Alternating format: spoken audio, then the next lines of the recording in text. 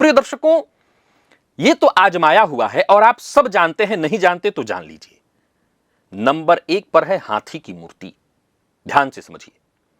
हाथी को देखकर मन में सबसे पहला क्या विचार आता है? एक विशाल जीव, भारी भरकम ताकत से भरा हुआ, साथ ही एक गजब का ठहराव और समझदारी। आमतौर पर आप बहुत सारे लोग तो ये कायदे से जानते भी नहीं होंगे कि बंदरों को ऐसा माना जाता है ना कि बंदर मनुष्यों के बहुत करीब हैं। नहीं है।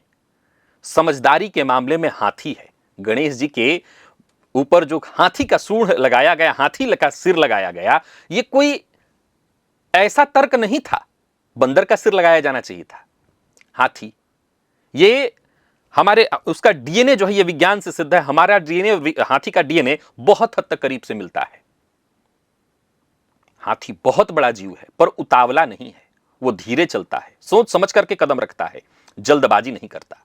और राहु की असली दिक्कत यही है। क्या? वो आदमी को उतावला बना देता है, बहका देता है, बड़ी बड़ी चीजों को लालच दिखा करके जल्दबाजी में गलत कदम उठवा देता है। इसीलिए हाथी को राहु की उस विशालता का जवाब माना गया है, जो बड़ी तो है पर ठहरी और समझदार है। एक और गहरी बात, हाथी हम जानते हैं बुद्धि और शुभता से जुड़ा हुआ है, गणेश जी का रूप माना गया है, तो जो सारी रुकावटें और बाधाओं को दूर करने वाला है। तो हाथी एक साथ दो चीजों को साधता है, राहु का भारीपन, हल्कापन जो उसको संभाल करके और भारी कर देता है, और घर में समझ और ठहराव लाता है। प्रिय दर्शकों, सबसे पहली जरूरत, मान लीजिए कि आप मुझसे ये कहते हैं कि नहीं मेरे घर में तो बहुत शांति है, मैं आपको तब भी कहूंगा, अगर आप सक्षम हैं, अगर आपके पास क्षमता है, तो घर में एक हाथी की मूर्ति अवश्य रखिए। और कैसी, वो मैं आपको बताता हूं। हाथी की एक ठोस मूर्ति होनी चाहिए। अब संभव है चांदी की हो, नहीं संभव है तो पत्थर की हो। देखिए, दोनों में से जो आप ले सकते हो वो ले लीजिए, पर हाथी की मूर्ति थोड़ी वजनदार और थोड़ी बड़ी होनी चाहिए।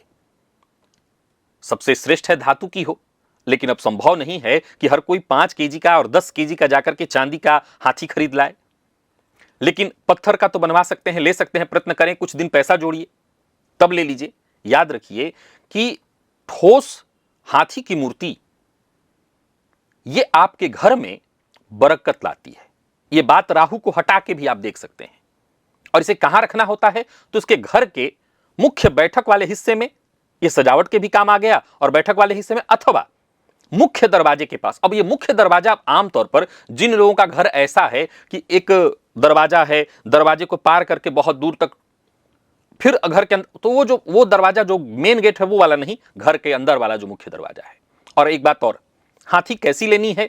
तो उसकी सूंड ऊपर की ओर हो, यानी हाथी सूंड ऊपर की ओर उठाए हुए हो, जिसे शुभता और उत्थान का प्रतीक माना गया है। और दूसरे नंबर पर है मोरपंख, जिसे स्वयं कालों के काल श्री कृष्ण ने अपने माथे पर धारण किया। मोर जो सर्प के बीच निडर होकर रहता है, और राहु भी सर्प ही है, तो मोर पंख को राहु की उस छिपी सम्मोहित कर देने वाली शक्ति का तोड़ माना गया है। और उस पंख पर बनी जो आंख जैसी आकृति है, उसे बुरी नजर और राहु की टेढ़ी दृष्टि को काटने वाला माना गया है। तो मोर पंख को घर में रखने का सीधा तरीका यही है कि इसे आप अपने पूजन वाले घर पर रखिए, घर के मुख्य दरवाजे के पास लगाइए, या आप जहां पढ़ते लिखते हो वहां लगा सकते हैं। यह विशेष ध्यान रखिएगा कि साफ सुथरे ढंग का आपके पास मोरपंख होना चाहिए, टूटा फूटा नहीं होना चाहिए। अगर आपके घर में भगवान श्री कृष्ण की बढ़िया मूर्ति है तो मूर्ति के पास लगा दीजिए, सबसे बढ़िया रहेगा। बस इतना ही ध्यान रखना है कि टूटा फूटा और खराब मोरपंख नहीं लगाना।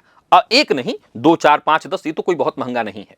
लेकिन ये जो हाथी वाला मैंने प्रयोग बताया, मैं इसको विशेष रूप से आपको कहूंगा, आप ये जरूर करिएगा। एक और बात कि शास्त्री जी, जरूरी है कि 10 किलो पत्थर का ही सही, 10 किलो वाला ही लगाएं या 50 किलो वाला ही लगाएं? यह भी हो सकता है कि हम छोटा सा ले आए। हाँ, हो सकता है, बिल्कुल हो सकता है।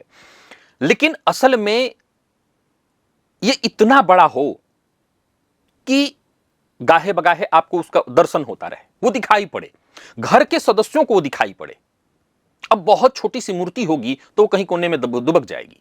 अच्छा, रखना भी कहां पर है? एक तो मैंने सजावट के लिए आपके बैठक वाले यानी ड्राइंग रूम में मैंने कह दिया रखने के लिए, यह भी जगह ठीक है, लेकिन दरवाजे के पास रखना ज्यादा बेहतर है, या कहीं भी ऐसे जगह पर रखिए। अब घर का ड्राइंग रूम जो है वो थोड़ा सा ऐसा है कि कटा हुआ है, ज्यादातर लोग उस हिस्से में नहीं जा पाते हैं। तो उससे अच्छा है कि मैंने 2 जगह आपको बताए, आप इन 2 जगहों को भी नजर से निकाल दीजिए। ऐसे जगह पर रखिएगा जहां चलते मतलब घर में जो घर के मूल सदस्य हैं, हमेशा याद रखिए प्रयोग हम जो भी करते हैं उसका यह उद्देश्य नहीं होता कि बाहरियों को कितना दिखाई पड़ता है, हमें कितना दिखाई पड़ता है, वो हाथी दिखाई पड़ते रहे।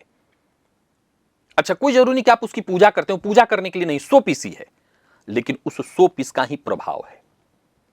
और अगर आप सक्षम हैं तो धातु का बनवा लीजिएगा, अगर आप सक्षम हैं तो धातु का बनवा लीजिए, धातु का बनवा करके रख लीजिए। तो जो भी आपसे हो पाए, लेकिन ये आप करके देखिए, आजमा करके देखिए। घर में चाहते हैं कि विकास हो, या आपको ऐसा महसूस हो रहा है कि नहीं हम कमा रहे हैं, बहुत अच्छा कर रहे हैं, हमारा ग्रोथ नहीं हो रहा है, जिन लोगों की ये शिकायत हमारा ग्रोथ नहीं हो रहा, वो इस प्रयोग को अभी आजमा करके देखिए।